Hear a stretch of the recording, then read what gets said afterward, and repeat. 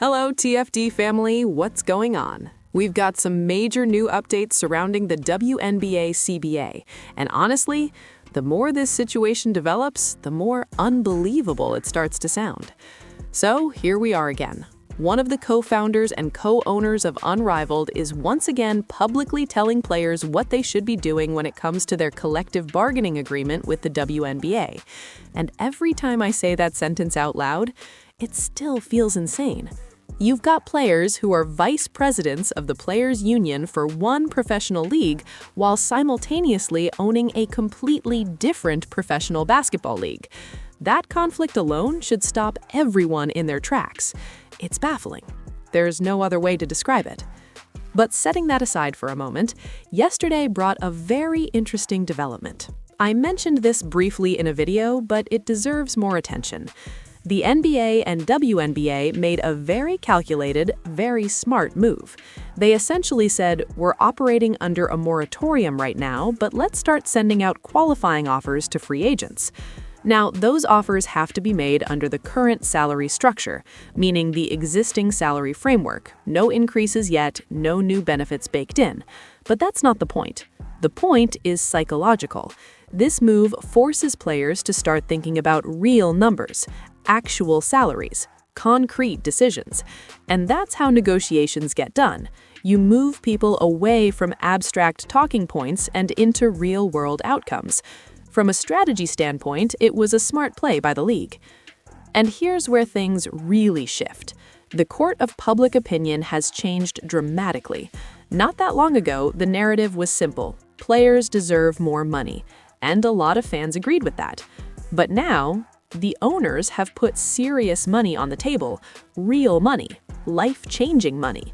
And instead of focusing on that, we're seeing personal attacks, emotional grandstanding, and unrelated social reform demands being injected directly into CBA talks. Then you've got inflatable rat protests, digital banners driving around on trucks, and it starts to feel less like a professional labor negotiation and more like low-budget AA baseball theatrics.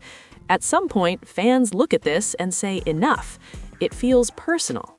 It feels like revenge, like players are trying to make up for decades of frustration all at once.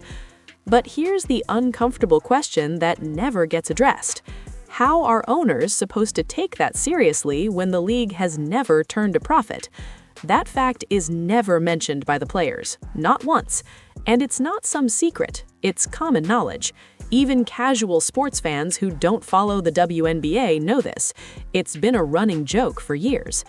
And yes, the league got a massive spotlight during the Brittany Griner situation in Russia, which brought in a ton of attention. But attention doesn't automatically equal profitability. Now here's what really matters. The money being offered is not small. If you go from an average salary of around $250,000 to $1.2 million, that's nearly a 6 times increase. And by the end of the proposed CBA, it's closer to a 9 times increase. That is enormous by any professional sports standard. So before this spirals further, people need to be honest about what's actually on the table. And as always, make sure you hit subscribe, and yes, resubscribe if you need to. I mentioned this last night, but we gained almost 20 to 40 new subscribers, and somehow YouTube unsubscribed a bunch of people without warning. I still can't even have to say that out loud, but here we are. I don't understand what's going on YouTube because I lose 70% views this month on my channel. Please guys, support us. We're trying to give you our 100% best. Honestly, it's hard. Like especially these past few weeks, I feel like when I'm here, I'm locked in. I'm practicing with my team. But when I go home, it's like, you know, we have EC calls. We have all these things that you have to be a part of because you want to make sure that everything is going exactly in according to plan. So I told Martha today, I said, you know, my brain is hurting a little bit, like having to think about all these things. But it's the position I want to be in, you know? I wanted to, obviously, be here at Unrivaled and help bring this to fruition and as a co-founder, but also I want to make sure that the league, the W, when it comes time to get back to that, it's going to be something that's going to be a generational shift in the CBA. Okay, look here. Kendra Andrews come up and she's over at ESPN, and there's Alexa Philippou talking about the WNBA. Here, Alexa said, sources tell Ramona's Helburn and me the WNBA and the WNBPA are discussing a moratorium proposal that would apply to upcoming league business, including free agency qualifying offers and core designations, which were set to begin as early as Sunday. Then here, Kendra Andrews said, Breanna Stewart said that while qualifying offers may be going out, there's an understanding from all of the players that no one should sign anything because any contract signed would fall under the current CBA numbers. I think that's something everyone clearly understands at this point. Said not the ones they are fighting for in the current negotiations. Nobody realistically thought players were going to sign long-term deals under the current CBA. I can't imagine anyone actually believing that. But there has to be an off-ramp here. What the league is doing right now is pretty clear. They're trying to shift the mindset. They want players thinking in real terms, not slogans, dollar signs, actual numbers, real increases. Because for months, the message from the players has been simple. We want new money. We want more money. Well, that money is now on the table. Not just a little more, a lot more. Okay, let me ask this straight up. How long before WNBA players start realizing they're clinging to a sinking ship and trying to get off any way they can? Because right now, you've got a lot of women turning down a lot of money. Real money. By the end of the proposed new CBA, you're talking about contracts pushing towards $2 million. That is not pocket change. That's life-changing money, just sitting there. And that's really the core of this entire situation. The league has officially put the money on the table. Not hypothetically, not maybe someday. It's been offered. It's just sitting there. It's like walking down the street, looking down, and seeing $500,000 lying on the ground.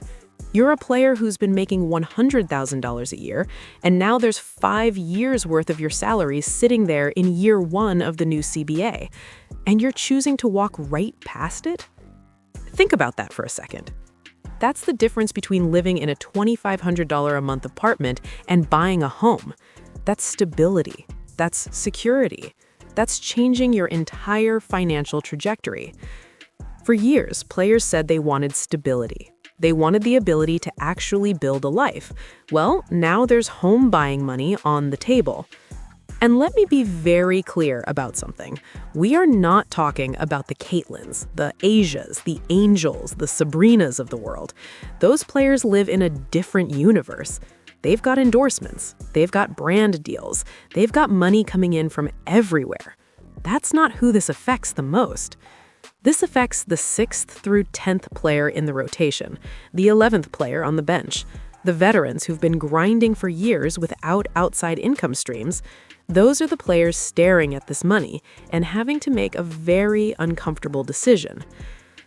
Now, let's address the elephant in the room. What happens if the league decides to move forward with replacements and rookies? I'm not saying that will happen, and I understand there are contractual complications, but people keep bringing this up for a reason. Look around the league. Where is the star power actually coming from right now? Rookie contracts. Caitlin Clark, Paige Beckers, Angel Reese, Aaliyah Boston, Rakea Jackson, Cameron Brink. The list goes on. Much of the stardom and frankly, the ratings draw are coming from players still on rookie deals. That's not debatable. Now, imagine those players on the floor with replacement-level veterans filling out the rest of the roster. Be honest with yourself. Are the ratings really going to collapse? I'd argue they'd look almost exactly the same. People aren't tuning in for the 8th-year bench veteran. They're tuning in for Caitlin Clark versus Paige Beckers, Caitlin Clark versus Angel Reese. Those matchups still exist. So when people say, well, the league needs the veterans, I'm not convinced. If anything, it's the long-term back-end veterans who are creating the biggest problem right now by holding this process hostage. And let's talk about how smart this move was by the league. The league knows players aren't going to sign qualifying offers under the current CBA. They know that. That's not the point. The point is to get players thinking about their money, their future, where they want to be financially. I've also seen people say, oh, a shortened off-season could be exciting? Really? This league already struggles with professionalism in presentation. I've tuned into games that look like single-A baseball broadcasts. The production quality is rough. The league needs more time, not less, to get its act together. This move wasn't accidental. It was calculated. And now the pressure is shifting, quietly, but very clearly, onto the players. Tell me what you think. And as always, make sure you hit subscribe, and yes, resubscribe if you need to.